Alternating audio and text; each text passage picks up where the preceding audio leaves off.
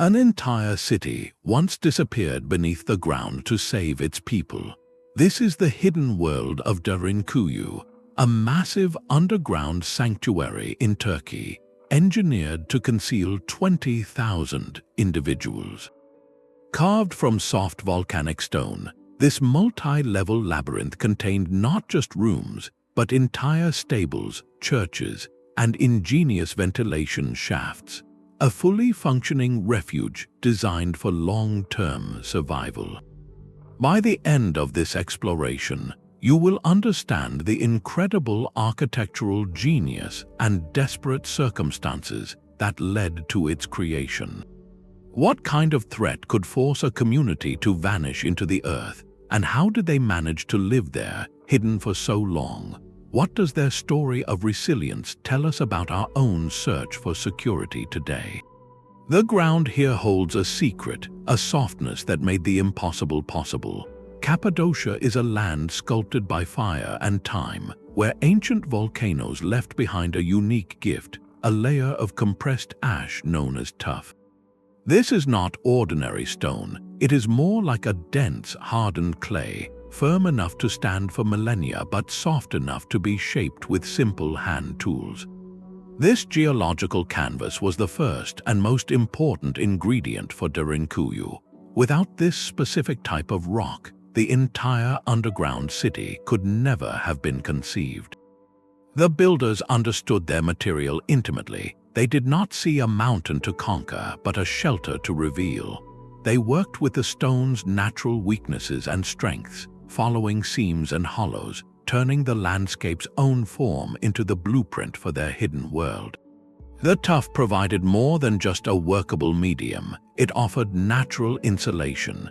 Deep beneath the surface, the temperature remains a constant, cool 55 degrees Fahrenheit year-round, a stable climate perfect for storing food, preserving water, and providing respite from the scorching heat or bitter cold above.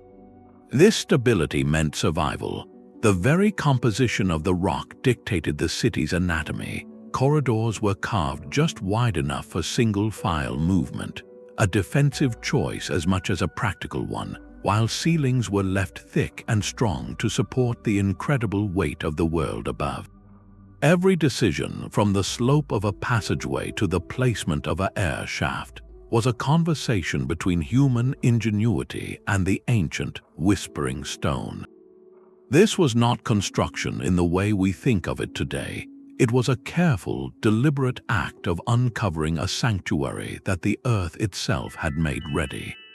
But how do you organize life for thousands of people in complete darkness, for months or even years at a time? The answer lies in thinking not outward but downward. Derinkuyu's master plan is a testament to vertical ambition, a carefully engineered descent into safety.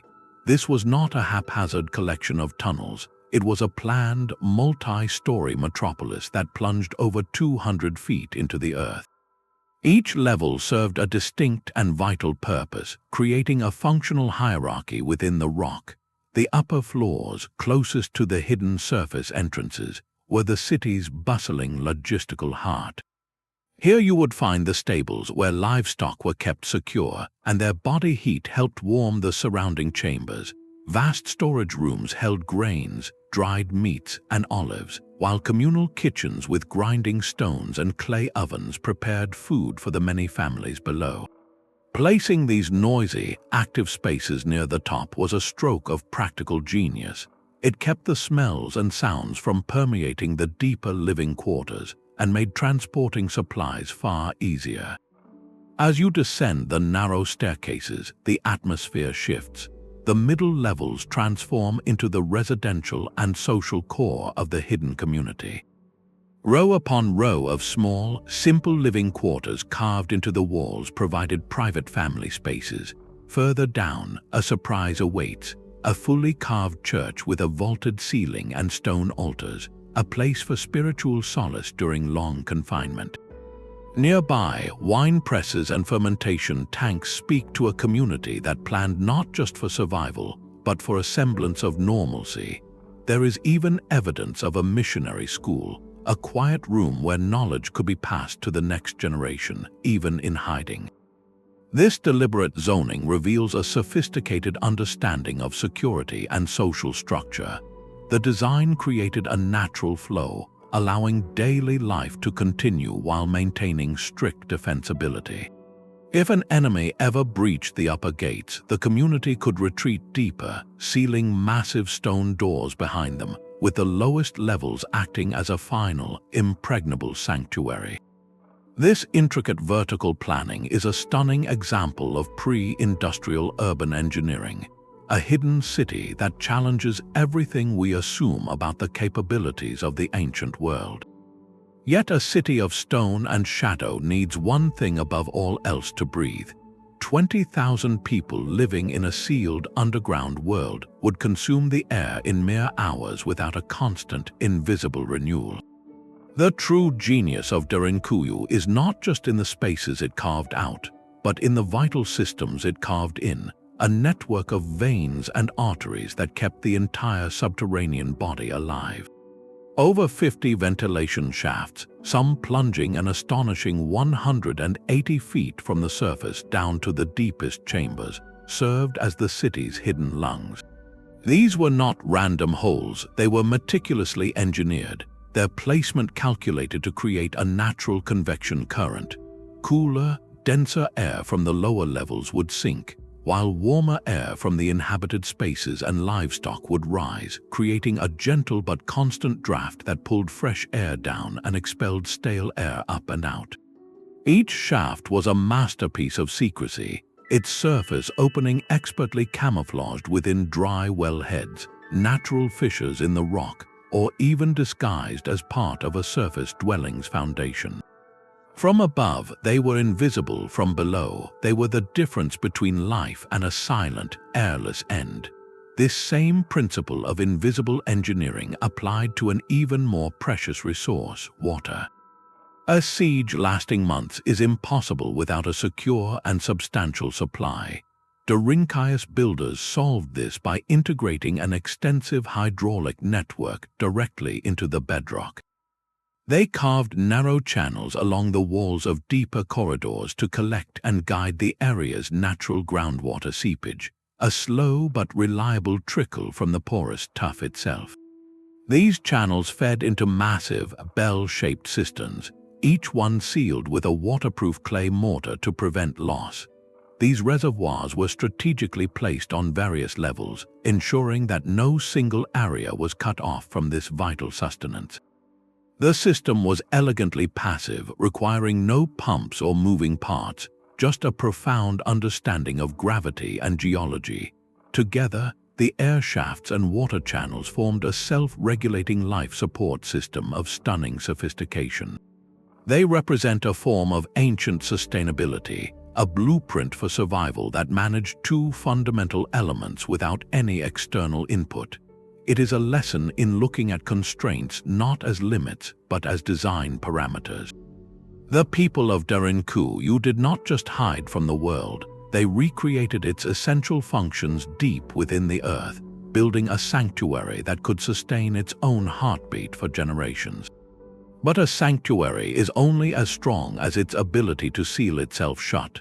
The true genius of Derinkuyu's defense lies not in its depth, but in its doors. Scattered throughout the labyrinth are massive, circular stone slabs, each one a masterclass in ancient security engineering. Carved from a single block of the same soft tuff, these monolithic discs could weigh as much as half a ton. They were not hung on hinges but designed to roll. Each door sat within a custom-carved stone groove, a track that allowed a small team from inside to maneuver it sideways, perfectly sealing a corridor. Once in place, the fit was so precise it was virtually airtight, transforming a bustling passageway into a solid wall of rock in moments. This simple rolling mechanism was a stroke of defensive brilliance, requiring minimal effort to deploy but presenting an almost insurmountable obstacle to anyone on the wrong side. The door itself became more than a barrier, it was a tool for strategic control, At its center, a single, carefully carved hole served multiple critical functions. For a sentry inside, it was a peephole, a way to assess a threat without exposing themselves. In a moment of conflict, it became a firing port, allowing defenders to use spears or arrows with minimal risk. And most ingeniously, this central hole was likely the key to operating the entire mechanism. Archaeologists suggest a wooden lever could be inserted, giving a few individuals the mechanical advantage needed to roll the immense stone back and forth. This system of compartmentalization meant the city could be segmented like a submarine sealing off flooded sections.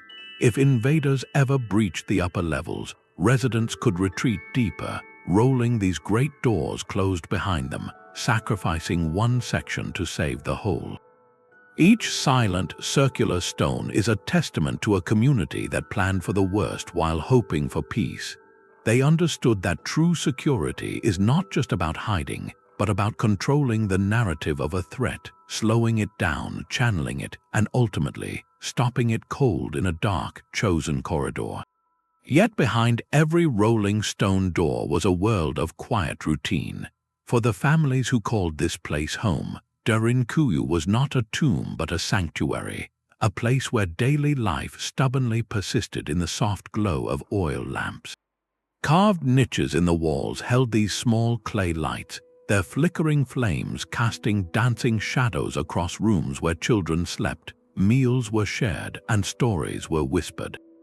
These living quarters, while simple, were connected, often arranged in clusters that allowed for extended families or small neighborhoods to maintain their bonds in the dimness. The true heart of this subterranean community, however, was its communal kitchens. Here, the practical magic of the city came alive. Carved stone hearths provided warmth and a place to cook, while ingeniously designed chimneys captured smoke and funneled it away through narrow, hidden channels in the rock, preventing the chambers from filling with choking haze. The smell of baking flatbread and simmering stews would have been a powerful anchor to normality, a sensory reminder of life above. This commitment to continuity extended into the social and spiritual realm. Deep within the city, stonemasons carved out spaces not just for bodies but for souls. A cruciform church, complete with a central altar, apse, and baptismal font, offered a place for prayer and ceremony. Its very existence speaks volumes. This was a community that intended to preserve its identity and beliefs, not merely its physical safety. Perhaps most telling of all are the wineries. The presence of carved fermentation tanks and grape presses is a profound statement. Wine was not a mere staple. It was a product of culture, of patience, of celebration. Its production suggests that the people of Derinkuyu planned for more than bare survival. They planned for moments of community gathering, for maintaining the rituals that make life meaningful. Life here, of course, demanded immense discipline. Every drop of water, every bushel of grain, every hour of lamp oil was accounted for. Strict routines governed everything from waste disposal to air shaft maintenance. Shared responsibilities were not optional. They were the bedrock of survival, forging a collective spirit where every individual's contribution mattered. In this pressurized environment, morale was a resource as critical as water. The rhythm of daily chores, the shared meals in the communal spaces, the echoes of prayer from the rock-cut church, all these things wove a fabric of normalcy against the backdrop of extraordinary fear. What emerges from the silent stones is a lesson in human resilience, a stunning capacity to create warmth, order, and even culture in the deepest dark, proving that community itself can be the most ingenious shelter of all. The identity of its architects is a puzzle carved in stone. Derinkuyu does not bear the signature of a single visionary king or a lone empire, but rather the collective fingerprints of generations, each leaving their mark in the soft tuff. The deepest, most ancient levels whisper of the Phrygians, a people who thrived in this region around 800 to 700 years before the Common Era. Renowned as master workers of rock, they possessed the skill and the motive, likely carving the first chambers as shelters from invading armies or as secure storage. Their work formed the foundational blueprint, the initial act of turning the earth inward for protection. Centuries later, a new wave of inhabitants saw profound value in this hidden world. Early Christian communities, facing periods of hardship and seeking safe haven, are credited with the city's most dramatic expansion. It was likely these families who deepened the shafts, added entire new floors, and carved the unmistakable churches and crosses that speak to their faith. They transformed a deep shelter into a true subterranean homeland, a place where their community and beliefs could endure. Some researchers look even further back, suggesting that certain passages and techniques might have origins with the Hittites, an earlier Bronze Age power, though this remains part of the ongoing scholarly discussion.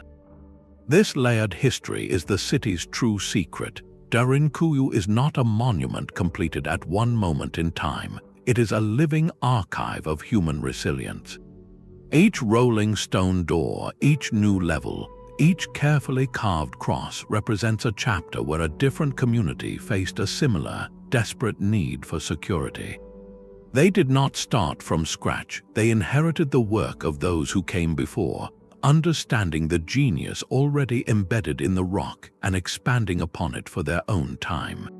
The city itself became a tradition, a passed-down solution for survival. This cumulative craftsmanship means no single person or group can claim sole credit. Instead, the credit belongs to the enduring human instinct to preserve life and culture against the storm. The silent corridors hold the echoes of countless anonymous hands, a testament to the fact that the greatest shelters are often built not by decree, but by shared necessity over centuries. The sheer size of this hidden city demands an equally monumental reason for its existence. Why would an entire community choose to live in the dark for months or even years? The answer lies in the landscape above, a crossroads that saw both immense wealth and relentless danger. Cappadocia sat at the junction of ancient superhighways, trade routes that carried silk, spices, and ideas between empires. This made the region prosperous, but it also painted a target on its back. For centuries, powerful armies marched through this valley, forces from Rome, Persia, and later, during the long conflicts between the Byzantine Empire and Arab caliphates.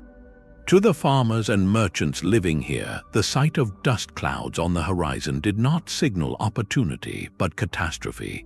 The arrival of a foreign army meant more than just a battle. It often meant the complete disruption of life, the loss of harvests, and the very real threat to personal safety. Derinkuyu was the ultimate contingency plan for these moments. When scouts signaled an approaching force, the entire population could funnel into the earth, sealing the great stone doors behind them.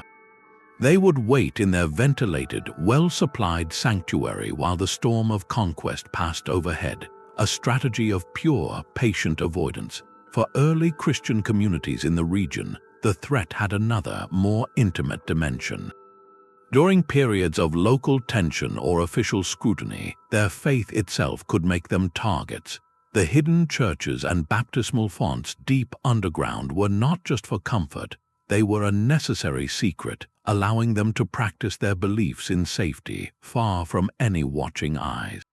This dual purpose, defense against both the foreign army and the local threat, made the city a uniquely versatile refuge, and some researchers look even deeper, suggesting the first chambers might have been hollowed out for a different kind of danger. The same volcanic activity that created the soft tuff also made the land above unpredictable.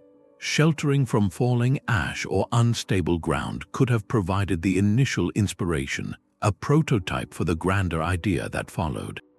Ultimately, Derinkuyu is not a monument to any one event, but to a recurring condition of life in a volatile world. It is the physical manifestation of a community's collective decision, a vow etched in stone that said, "No matter what comes over the horizon, we will preserve who we are."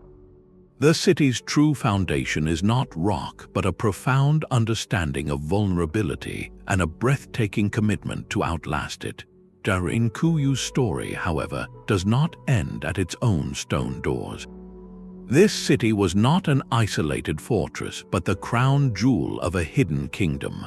Across the rolling plains of Cappadocia, over 200 other underground settlements have been discovered, each a silent echo of the same desperate ingenuity.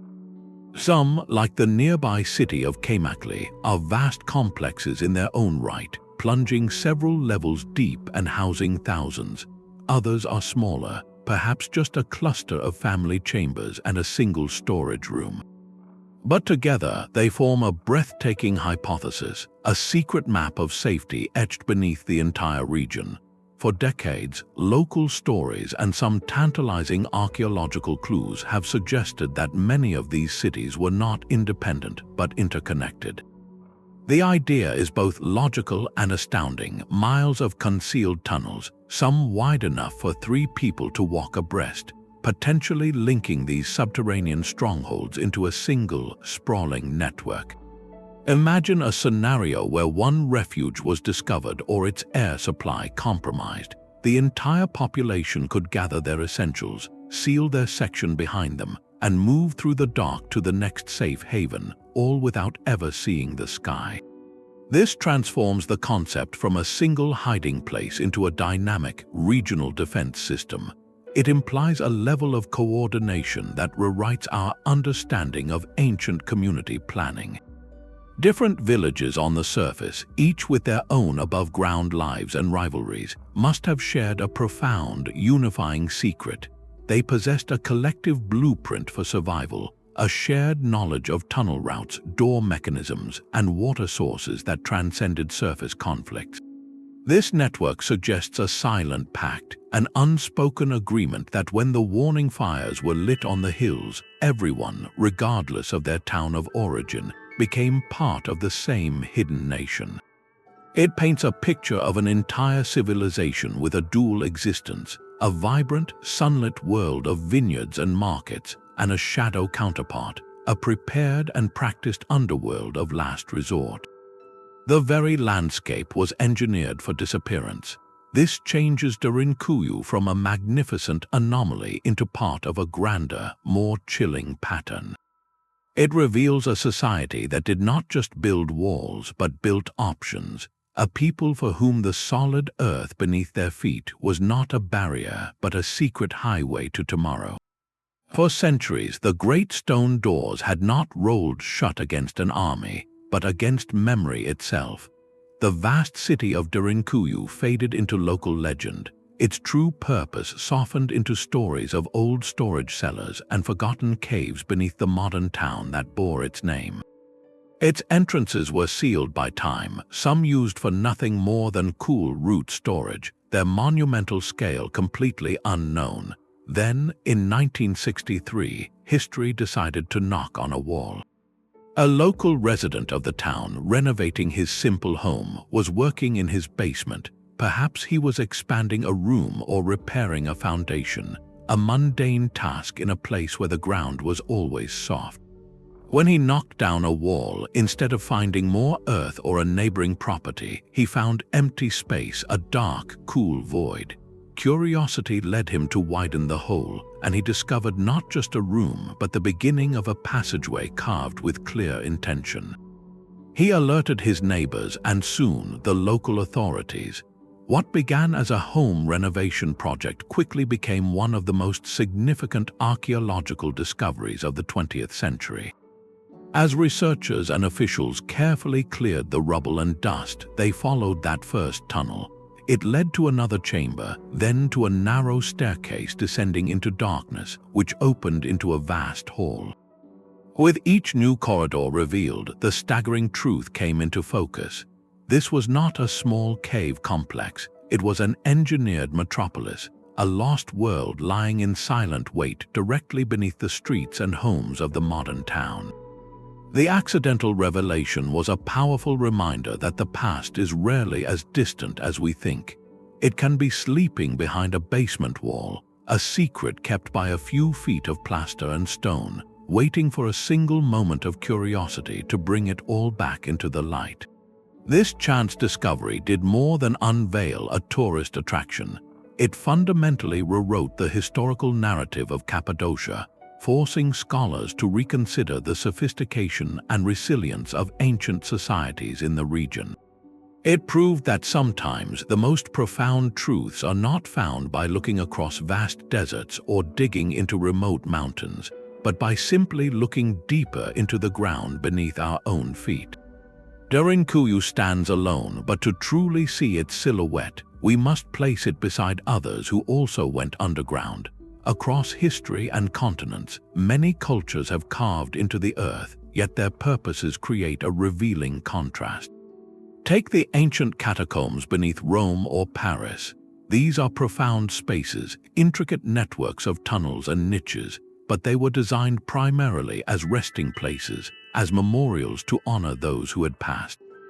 They speak to spiritual beliefs and community remembrance, but they were not built to sustain a beating heart for months on end. Then consider the hypogeum of Hal Saflieni on Malta, a breathtaking, three-level labyrinth carved from solid limestone. Its chambers are acoustically perfect, with ornate carvings and a solemn, sacred atmosphere. This was a temple, a ritual space for ceremony and perhaps initiation, a monument to the otherworldly. Derinkuyu shares the scale and the awe, but its soul is utterly different. Every corridor, every air shaft, every rolling door in the Turkish city points toward a single, pragmatic goal: prolonged survival for thousands of living, breathing people. It is a machine for life, not a gateway to the afterlife. Even when we look at other defensive underground complexes, like those in ancient Persia or the vast subterranean cities in Cappadocia's neighbor, Iran, the comparison sharpens Derinkuyu's profile. Many of these were ingenious refuges, yes, but often for smaller, more elite groups or for shorter periods of siege. Derinkuyu's breathtaking integration is what sets it apart. A completely unified system where ventilation, water, food storage, worship, and community life were all woven into a single, deep tapestry of stone. It was not a temporary bunker, it was an alternative reality, a parallel city designed to function independently. This global glance shows us something fundamental. The impulse to go underground is a human constant, a response to threat, to spiritual need, to a lack of space. But the form that impulse takes is a cultural fingerprint. Some dug for the dead, some for the gods, and some, like the builders of Derinkuyu, dug with a stubborn, collective will to preserve the fragile flame of daily life itself against any storm that might rage above. Keeping 20,000 people silent and unseen required a second, invisible city of rules. The great stone doors and air shafts were only part of the equation. The true test was in the 1,000 daily routines that had to leave no trace. Every human activity produces waste, sound, and scent, each a potential beacon to the world above. The solution began in the dark. Deep, dedicated shafts were carved solely for waste, sealed pits that could be covered and isolated from the living areas to prevent contamination and contain odor. This was a critical public health measure, a way to manage an unavoidable byproduct of life without poisoning the very air they needed to breathe. For sustenance, the city relied on its vast, cool storage chambers. These naturally refrigerated rooms held the key to long-term survival, stockpiled with grains like wheat and barley, legumes and dried fruits, all carefully harvested and preserved during peaceful times above. The design was intentional, placing these vital reserves on accessible middle levels, away from potential flooding or initial breach points, yet close enough to the communal kitchens for efficient distribution. Even the livestock, essential for milk, wool, and eventual meat, were integrated into the system with clever forethought. Stables were situated on the upper levels, where their body heat could help warm the adjacent human quarters, and more importantly, where the powerful ventilation shafts could continuously draw the smell of animals up and out, dispersing it through camouflaged openings far from the main living spaces. But the most fragile resource was not food or air, it was secrecy itself. This could not be engineered from stone, it had to be woven from unwavering social discipline. The few entrances were masterpieces of camouflage, blending seamlessly into the landscape as natural rock formations, dry well heads, or even the basements of ordinary-looking surface homes. Movement in and out was not a matter of casual coming and going. It was a tightly regulated operation, likely conducted only under the cover of darkness and only for the most critical tasks, like gathering intelligence or procuring an absolutely essential item that could not be stored below. The entire community lived under a silent, shared covenant. A single careless noise, a glimmer of lamplight from a ventilation shaft at night, or an unguarded conversation overheard by a surface traveler could unravel everything. This meant children had to learn a different kind of quiet. Conversations were held in whispers, and even the sounds of industry, like grinding grain or carving, had to be muffled and managed. The survival of every man, woman, and child depended on the discretion of each individual, a profound social contract where opacity was the highest virtue. This invisible architecture of trust and discipline is what truly allowed the stone city to vanish, proving that the strongest walls are sometimes made not of rock, but of collective will. The deepest chambers of Derinkuyu hold more than just silence, they hold sacred space. Carved directly into the living rock, the underground churches are not architectural additions, they are the city's beating heart. In a world defined by fear and concealment, these rooms provided something air shafts and grain stores could not, a sanctuary for the human spirit. The most striking example is a cruciform chapel, its floor plan taking the shape of a cross with a central nave, side arms, and a rounded apse where a stone altar still stands. The walls are often marked with carefully incised crosses, their lines simple and deep, a declaration of identity etched into the very foundation of their refuge. In some chambers, faint traces of pigments hint at frescoes that once depicted saints and biblical scenes, bringing color and narrative into the perpetual twilight. For early Christian communities facing periods of hardship, these secluded spaces transformed worship into a profound act of quiet defiance. To gather here, voices hushed in prayer echoing off the cool stone, was to affirm that their faith could not be extinguished, even when driven into the earth. It was a ritual of preservation, ensuring that their core beliefs remained intact, a spiritual compass to guide them through the long darkness. But these churches served a purpose far broader than Sunday service. They functioned as the ultimate community center, the stage for the most important moments of a life lived in hiding. In a rock-cut baptismal font, a newborn would be welcomed into the community, their future pledged in whispered vows. Before a simple stone altar, couples would exchange promises, forging new families within the safety of the deep rock. These rites of passage, normally celebrated in the open air among neighbors, were instead held in solemn secrecy, but they lost none of their power. In fact, their meaning was likely amplified by the context. Each baptism, each marriage, became a quiet rebellion against the forces that sought to erase them. It was a way of saying, we are still here, we are still us, and we will continue. This dual role, as both a house of worship and a hall for social covenant, reveals the city's true ambition. Derinkuyu was engineered to preserve a culture in its entirety, not just the physical bodies of its people. The churches ensured that the community's soul, its shared stories, its moral framework, and its social bonds would be passed down through the generations, even if those generations had to learn them by lamplight in a room without a sky. In this light, the rolling stone doors were not just barricades against armies, they were shields for a living tradition, protecting the fragile, essential flame of identity that no invading force could ever truly capture. Yet the stones of Derinkuyu tell only one version of the story. Around hearths and in village squares, another city took shape in the whispers of the people, a place woven from memory and wonder. Local folklore wrapped the hidden chambers in layers of myth, each tale an attempt to explain the unexplainable. One persistent legend speaks of a king's ransom hidden deep within the labyrinth, treasures of gold and jewels left behind by a wealthy community forced to flee in haste. This story transforms the empty rooms into a promise, suggesting that the real reward for survival was not just safety, but a fortune waiting to be reclaimed. Even more fantastical are the accounts of tunnels of impossible length.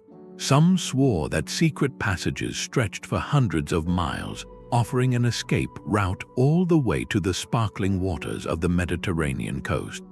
This myth speaks to a deep human longing for a guaranteed exit, a hidden road to absolute freedom that the architects, in all their practicality, could never actually provide. The sheer physicality of the city birthed its own explanations. Faced with corridors carved through solid rock, some storytellers looked beyond human hands. They spoke of a race of ancient giants who built the city with their bare hands, or of mystical beings who commanded the stone to part like water. These are not lies, but a form of reverence, a testament to the fact that Derinkuyu's scale seemed to surpass ordinary human capability, demanding a legend to match its grandeur. Another poignant thread in this tapestry involves the early Christian inhabitants. Folklore often claims they used the deepest, most secure chambers to safeguard something beyond price, sacred relics smuggled from the Holy Land itself.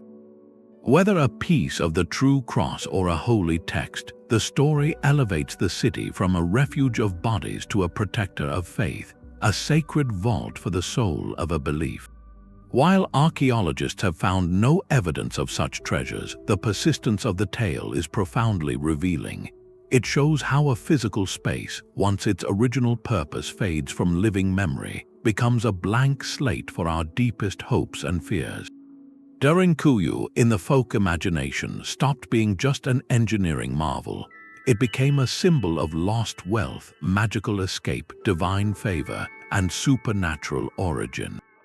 These myths are the cultural echo of the city's impact, proving that a mystery carved in stone will always be rebuilt in the imagination, serving a purpose just as vital as any rolling stone door, keeping wonder alive long after the last resident climbed back into the light. The silent stones of Derinkuyu do not give up their stories easily. Unraveling this underground mystery requires a modern kind of magic, a delicate dance of technology and intuition where scientists act as detectives, listening to whispers left in the rock. The first rule is to do no harm, to explore without disturbing the fragile balance that has held for centuries. This is where non-invasive tools become extensions of the archaeologist's senses. Three-dimensional laser scanners are deployed, sending out millions of precise light points to map every curve, crack, and contour of a chamber.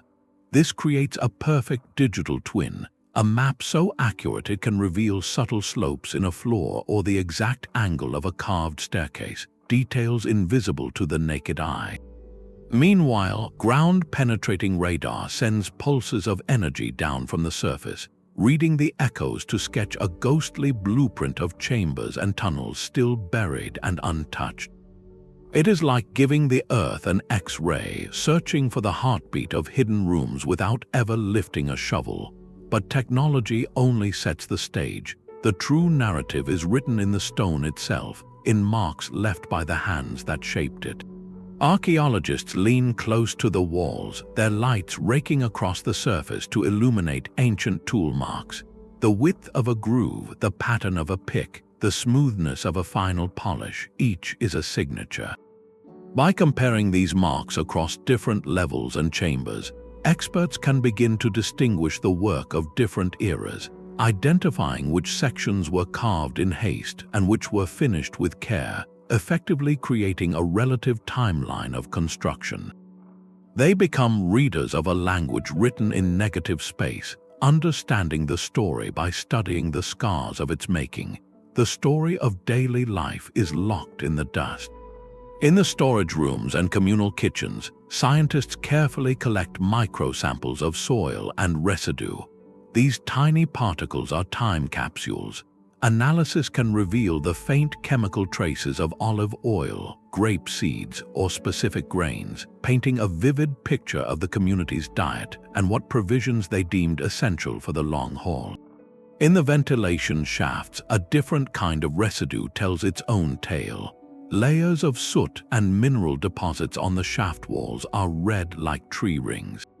The thickness and composition of these layers help reconstruct patterns of airflow and identify periods of intense use, perhaps pinpointing times of prolonged emergency occupation when lamps burned constantly and cooking fires rarely went out. Each of these microscopic clues, a tool mark here, a seed trace there, a layer of soot elsewhere, is a single piece of a vast puzzle. By patiently fitting them together, scientists can build a living chronology. They can identify when the city was first carved, when it underwent major expansions to accommodate more people, and when those rolling stone doors were sealed shut for the last time. This scientific detective work transforms Derinkuyu from a static monument into a dynamic narrative.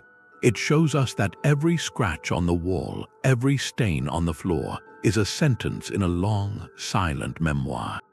The city is not empty, it is simply waiting for us to learn how to listen. Darkness is a weight the body learns to carry. For the families of Derinkuyu, the greatest threat may not have been a lack of air or water, but the slow, silent pressure of a world without a horizon. Confined for months within a universe of flickering lamplight and unchanging stone, the human mind would face its own siege. The absence of natural sunlight is not merely an inconvenience, it disrupts our most fundamental rhythms, our sleep cycles, our mood, even our sense of time. In such an environment, claustrophobia and a deep melancholy could have been as dangerous as any invader. Yet the city's design reveals a sophisticated understanding of this invisible battle. It was engineered not just for physical survival, but for psychological endurance. The large, open communal halls were not accidental, they were a prescription. These spaces forced interaction, creating necessary points of congregation where people could see each other's faces, share news, and remember they were part of a whole. The rhythmic sounds of shared labor, grinding grain or weaving cloth, provided a steadying cadence to the days, a tangible purpose that combated the drift of despair. Within this carefully maintained order, rituals became the architecture of sanity. The daily gathering for prayer in the rock-cut church offered a moment of collective transcendence, a spiritual anchor. Storytelling by the dim lamplight would have been vital, not just as entertainment, but as a way to preserve identity, to pass down history and values to children who knew only walls of stone. These narratives reinforced who they were and why they endured. Every shared meal, every observed holiday adapted to the deep chambers, every song sung softly in the dark was a thread in a social fabric they wove tighter each day to hold back the void. This intangible fortitude is perhaps Derinkuyu's most stunning achievement. The rolling stone doors sealed in more than people, they sealed in a potential pressure cooker of fear and conflict. Preventing social fracture required an unwavering commitment to mutual respect and shared destiny. The clear organizational structure, the assigned tasks, the respect for communal spaces, all provided a framework that minimized friction and maximized a sense of collective control. Their greatest engineering feat was therefore not carved from Tuff, but forged from human connection. It challenges us to consider what we truly need to endure, suggesting that the most vital resource in any long darkness is not the oil in the lamp, but the unwavering belief in the dawn, a belief kept alive only together. Their genius was written without a single page of plans. The architects of Derinkuyu possessed a library of knowledge, but it was not stored on parchment. It was held in their hands and passed from master to apprentice in the dust of the quarry. This was engineering through intimate dialogue with the material, a profound understanding of the Tuff's personality, its strengths and its sudden weaknesses, learned over generations of cutting, watching, and sometimes learning from collapse. They knew from experience etched into community memory exactly how wide a ceiling could span before the soft rock above would begin to sag, requiring the carving of a sturdy central pillar not as an afterthought, but as a preemptive act of support. The perfect alignment of the ventilation shafts, those hidden lungs of the city, was likely not a first attempt. It was the result of observation, of noticing how air whispered through certain natural fissures in the summer, or how smoke from a surface fire would be drawn down a particular crack. They observed the language of the wind and the rock, and then they replicated it on a grand, life-saving scale. Every decision was a calculated risk informed by ancestral trial and error. When they began a new, deeper level, it was not a leap into the unknown, but a step taken with the hard-won confidence from the stability of the level above. They had a living proof of concept beneath their feet. This method seems almost reckless to our modern sensibilities, where every beam is modeled digitally before a single shovel touches the ground. Yet this intuitive, tactile approach yielded a result that defies time, a city that has remained structurally sound for over 1,000 years. It stands as a monumental tribute to a different kind of intelligence, one built not on abstract calculation, but on accumulated wisdom, on the slow, careful refinement of technique through centuries of quiet work. It reminds us that some of humanity's most enduring shelters were built not by following instructions, but by listening deeply to the world and having the courage to learn from every mistake, turning each error into a stronger stone in the foundation of the future. The silent solutions of the ancient world have a way of whispering to the future. While we no longer carve cities from volcanic rock, the core principles that kept Derinkuyu alive for generations are being rediscovered and reimagined in our own quest for security and sustainability. Take the concept of passive ventilation, that brilliant network of shafts that breathed life into the deep darkness. Today, architects designing cutting-edge green buildings use the exact same principle, known as stack effect ventilation. They design central atriums and strategic ductwork to create natural air currents, cooling buildings without a single watt of electricity, a direct echo of the ancient air shafts that cooled a hidden metropolis. Then there is the matter of temperature. The builders relied on the thermal mass of the dense tuff, its incredible ability to absorb heat during the day and slowly release it at night, maintaining that constant, livable climate underground. Modern sustainable homes now integrate materials like thick concrete floors or adobe walls for this very purpose, using the Earth's own stable energy to drastically reduce the need for mechanical heating and cooling. It is a high-tech return to a very old idea that the most efficient systems often work with nature, not against it. The city's defensive genius, its compartmentalized layout and rolling stone doors, also find sobering parallels in our time. The design philosophy of segmented, secure zones is fundamental to modern high-security facilities, from data centers to military command posts. The concept is identical: to contain a breach and protect the core, even if the materials are now reinforced concrete and blast doors instead of carved tuff. On a much larger and more somber scale, the entire premise of Derinkuyu, a deep, hardened shelter to preserve a community, is the foundational idea behind continuity of government bunkers and civilian disaster preparedness plans. While their scale and technology are unimaginable to the ancient Cappadocians, the underlying impulse is a haunting mirror, the desire to ensure that something essential survives a catastrophic event. Even urban planners look to this vertical city for inspiration. In densely populated modern megacities, the challenge is no longer how to hide 20,000 people, but how to house millions sustainably. Derinkuyu's efficient use of vertical space, its clever zoning of residential, communal, and logistical functions on different levels, offers a timeless case study in organizing complex life within a limited footprint.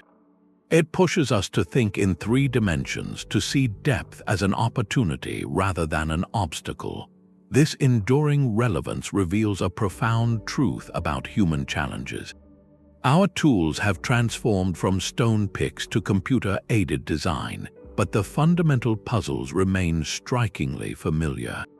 How do we protect our communities from unpredictable threats? How do we create living spaces that are resilient, efficient, and humane?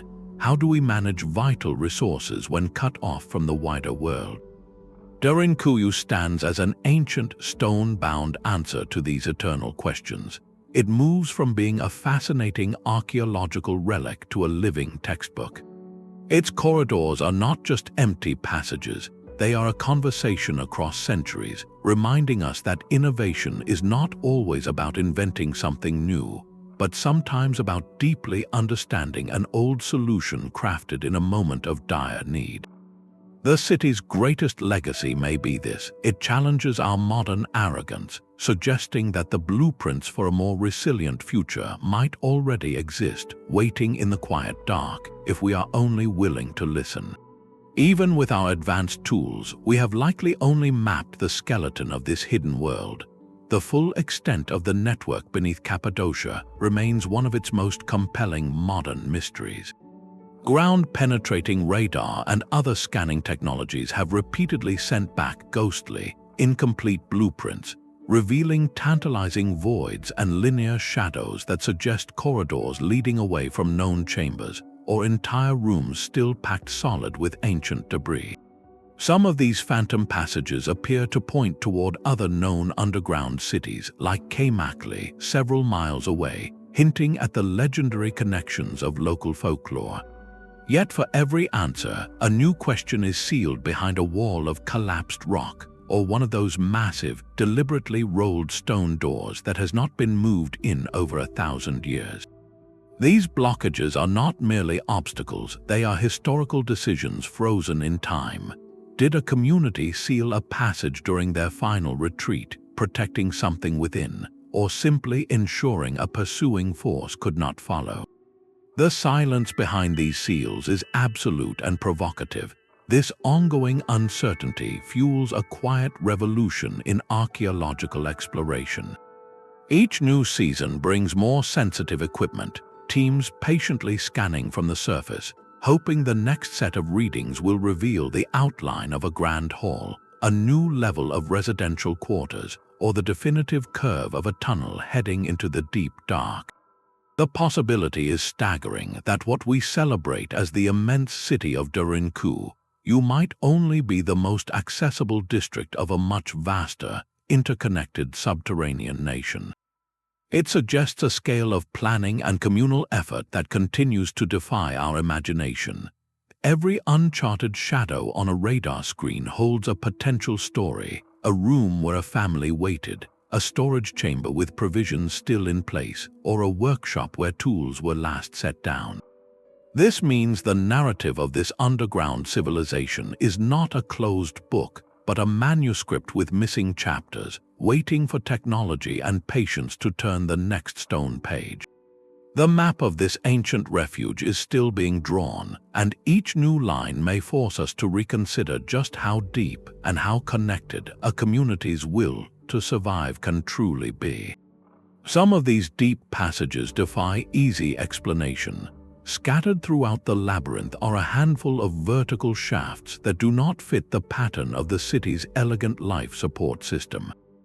These are not the broad, carefully placed ventilation channels designed for airflow, nor are they the cisterns for collecting precious water. They are different, often unusually narrow and plunging to astonishing depths, their purpose obscured by the silent centuries.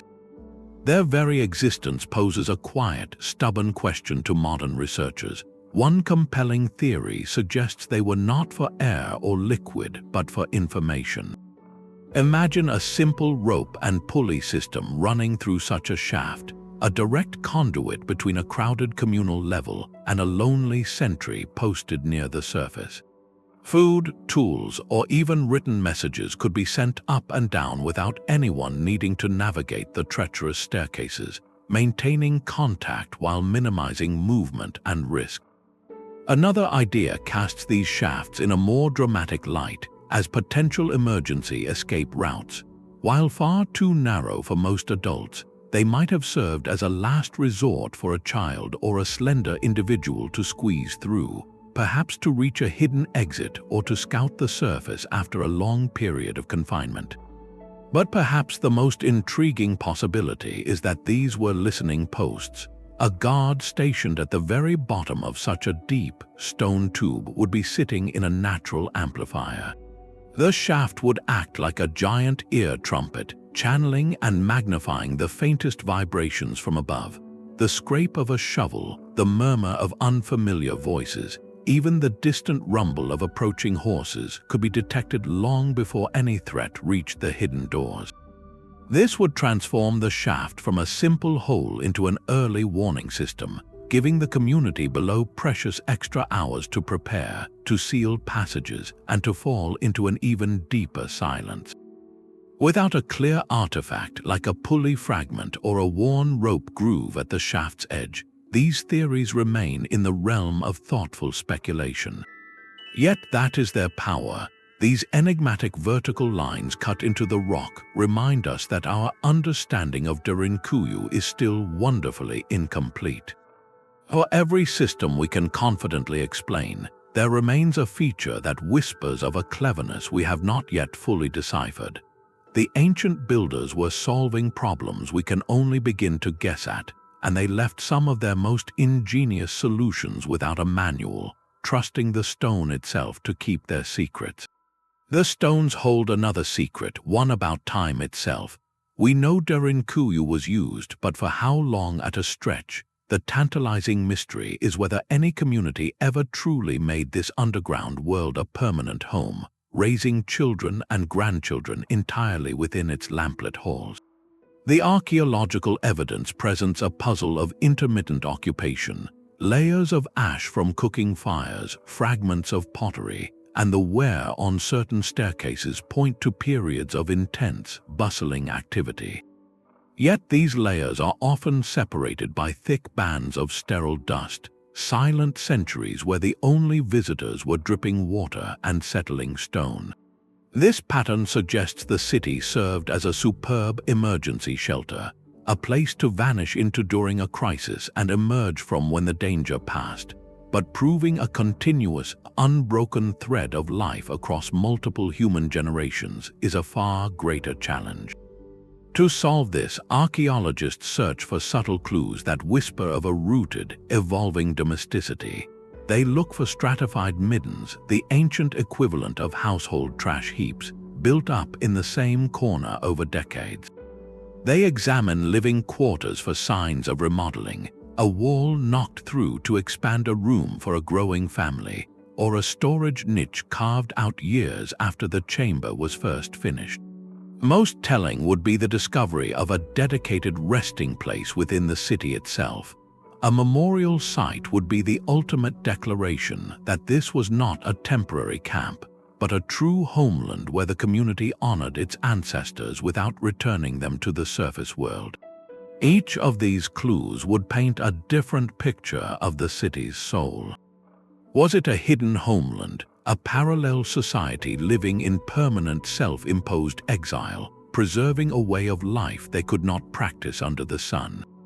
Or was it purely a temporary fortress of last resort, a brilliantly designed panic room for an entire valley, used only in the most dire hours before returning to the world above? The answer dramatically changes how we view the social structures within the rock. A permanent society would have required incredibly robust internal governance, formal education systems, and perhaps even a hidden economy to sustain itself indefinitely. A temporary refuge, no matter how well stocked, implies a different kind of resilience, one tied to the rhythms of surface life and the hope of eventual return. This mystery touches the very heart of human adaptation. It asks us to consider what we are willing to endure and for how long to preserve who we are. Did the children of Derinkuyu know the feel of wind on their faces, or did they learn of the sun only from stories told in the dark? The silent chambers hold the answer, waiting in the layers of dust and the faint, forgotten marks of a life that may have been lived entirely in the deep, patient dark. The very softness that made Derinkuyu possible now threatens its existence. Today, the ancient city faces a new and paradoxical siege, not from armies, but from the breath and footsteps of those who come to marvel at it. The delicate volcanic tuff, carved over centuries, is now subject to a relentless daily assault. Each visitor introduces a tiny amount of moisture and carbon dioxide into the sealed environment, and over thousands of visitors a day, this creates a corrosive microclimate. The stone can begin to weaken, and intricate carvings can slowly lose their definition, worn not by time alone, but by the collective presence of its admirers. This presents a profound dilemma for modern conservators. How do you protect a monument that was designed to protect people when the very act of sharing it puts it at risk? The solution is a careful, modern science of preservation, a silent partnership with the ancient builders.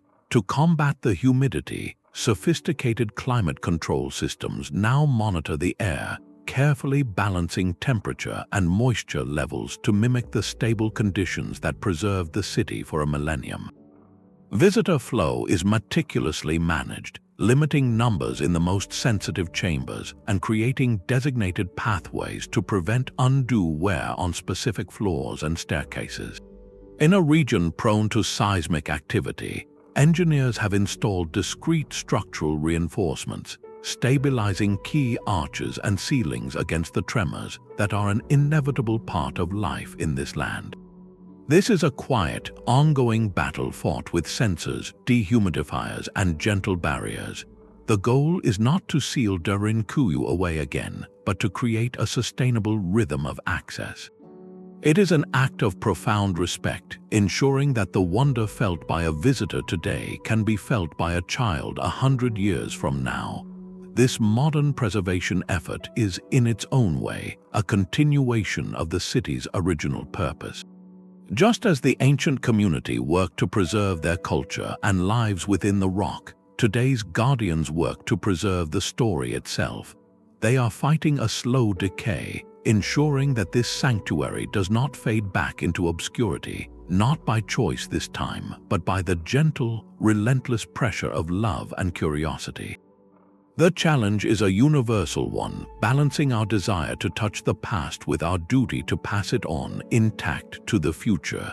A city carved in stone now lives again in the light of the projector.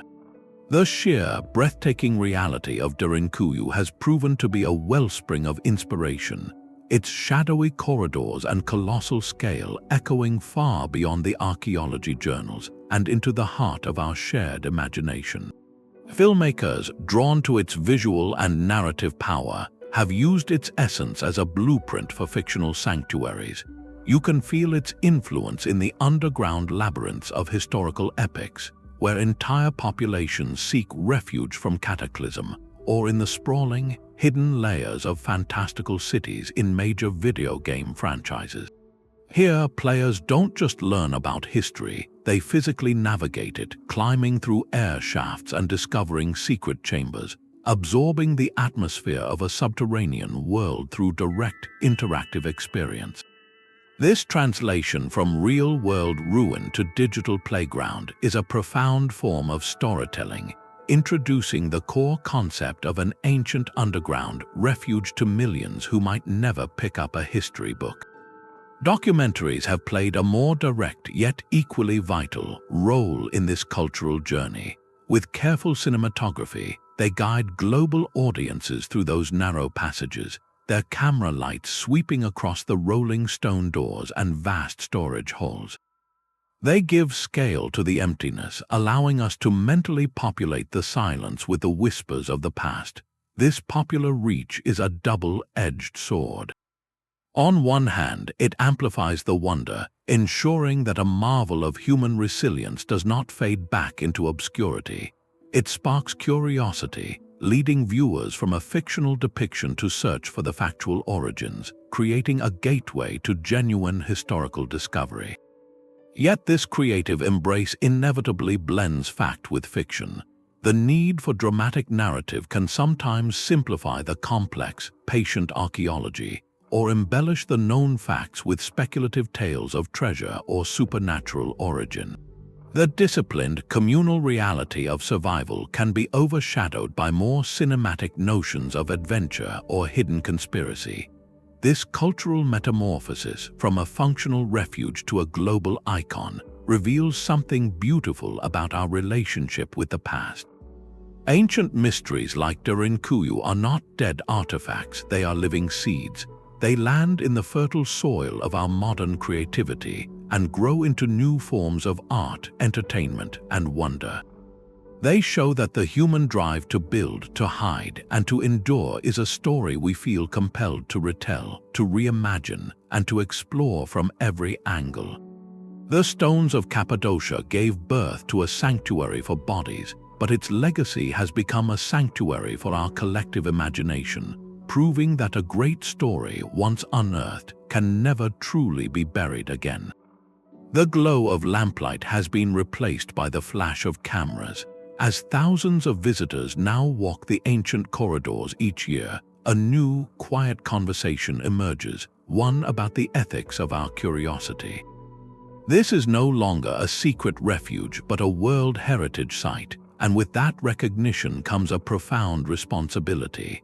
How do we respectfully engage with a place born from such profound historical struggle? The city's silent stones are not merely a backdrop for photographs. They are the physical memory of a community's resilience, their fear, and their hope for survival. To visit Derinkuyu is to step into a space that was someone's sanctuary, and that demands a specific kind of reverence, akin to the quiet respect one offers at a memorial. It asks us to be more than spectators, to become mindful participants in its ongoing story. Responsible tourism here is an active practice, not a passive experience. It begins with the simple, vital act of staying on the designated guided paths. These routes are carefully planned not just for safety, but to protect the delicate tuff from the cumulative wear of countless footsteps. It means resisting the powerful urge to reach out and touch the cool, carved walls. The oils and acids on our skin, imperceptible in a single touch, accumulate over time, slowly degrading the very surfaces that have held their form for over a millennium. More deeply, it involves arriving with a willingness to understand.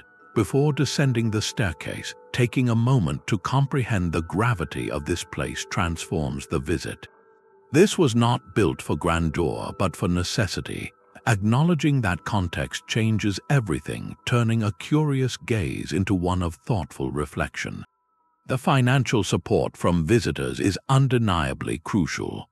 Revenue from ticket sales directly funds the sophisticated preservation work, the climate control systems, the structural reinforcements, and the ongoing archaeological research that keeps the city's story alive. This creates a vital symbiosis where tourism enables protection. Yet, this relationship walks a razor's edge, facing the very real threat of being loved to death.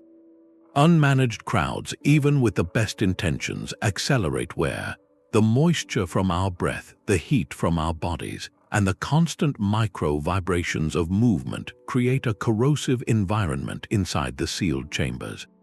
The challenge for site managers is a constant balancing act, maximizing access for education and wonder while minimizing the physical impact of that access.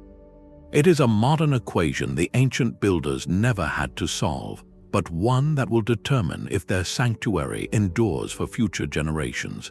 Ultimately, the balance hinges on a shared covenant between the site and its guests. Each visitor holds a small piece of its future, Approaching the city with reverence means listening to its silence, understanding that the emptiness is itself a narrative. It is about seeing the rolling stone door not just as an engineering marvel, but as a last line of defense for families. It is about viewing the simple sleeping niche not as a curiosity, but as a space where someone once waited for a dawn they could not see. This mindful approach transforms tourism from an extractive industry into a collaborative act of preservation. When we walk those corridors with that awareness, we honor not just the architectural genius, but the human spirit that carved it. We ensure that Derinkuyu remains a testament to resilience, not a casualty of our fascination, allowing its deepest lessons about community and perseverance to resonate long after we have climbed back into the light. Derinkuyu's legacy is not trapped in its stone. This hidden city, in all its quiet complexity, becomes a mirror held up to humanity itself, reflecting impulses that are timeless and universal. At its core, the story is one of ingenuity sparked by threat. Faced with the prospect of annihilation, the human response was not to simply cower, but to engineer, to innovate with the materials at hand, transforming a soft volcanic landscape into a fortress of breathtaking sophistication. This drive to build, even when the goal is mere survival, reveals an optimism woven into our species, a belief that a solution can be carved from the very rock of the problem. More profoundly, the city illuminates the non-negotiable power of community. No individual, no matter how clever, could have conceived or sustained this labyrinth. It required a shared vision, a collective labor, and an unwavering social contract where every person's role, from sentry to stone carver to storyteller, was essential to the whole. The intricate social zoning, the shared kitchens, the hidden churches, all point to a truth that our most effective shelter is not a wall, but the people standing with us behind it. In the deepest dark, they chose to preserve not just life, but the rituals, beliefs, and bonds that make life meaningful. This narrative of seeking safety through unity transcends its specific historical context of ancient armies and regional conflicts. It echoes in the stories of countless communities across time who have faced hardship, displacement, or uncertainty, and who have pulled together to create pockets of order and hope. In our own era of new and often intangible global uncertainties, Derinkuyu's silent stones offer a powerful, tangible lesson. They speak to the virtue of preparedness, not as a paranoid act, but as a profound act of care for one another. They champion collective action over isolated fear, demonstrating that our greatest strengths, our creativity, our compassion, and our cooperation, are often most clearly revealed and forged in the deepest darkness. The city endures not as a relic of fear, but as a monument to the resilient, building spirit that defines us, a reminder that when the horizon darkens, we have always found a way together to keep a light burning. The final stone door rolls back, and we step once more into the light. Yet the lessons of Derinkuyu do not fade with the darkness. This is not a story that ends with its rediscovery, but one that continues to resonate, a deep, silent hum in the bedrock of human history. From the soft volcanic canvas that made it possible, to the 52 ventilation shafts that gave it breath, every carved inch speaks of a dialogue between desperation and genius. The rolling stone doors were more than barriers, they were statements of control. The hidden churches were more than places of worship, they were vaults for the soul of a community. Together, they form a masterclass in ancient sustainability, a blueprint for survival written not on paper, but in the living rock itself. And still, the city holds its secrets close. The full extent of its subterranean network, the true purpose of its deepest, narrowest shafts, these mysteries whisper from the uncharted dark, reminding us that our understanding is wonderfully incomplete. Derinkuyu challenges the very notion of vulnerability. It reframes preparedness not as fear, but as the ultimate act of collective care, a profound commitment to preserving the flame of community against any storm. It stands as a timeless testament to what we can achieve when we look at a constraint, be it a looming army or a mountain of soft stone, and see not a limit but a parameter for breathtaking innovation. This hidden city, born from necessity, endures as a monument to the resilient, building, unifying spirit that defines us. It asks us to consider what we would preserve and who we would become if we ever had to carve our own sanctuary in the dark. If this journey into the depths of history has sparked your curiosity, consider subscribing for more explorations into the world's greatest mysteries. We would love to hear your thoughts. What other hidden wonders do you believe are waiting to be uncovered? Share your ideas in the comments below.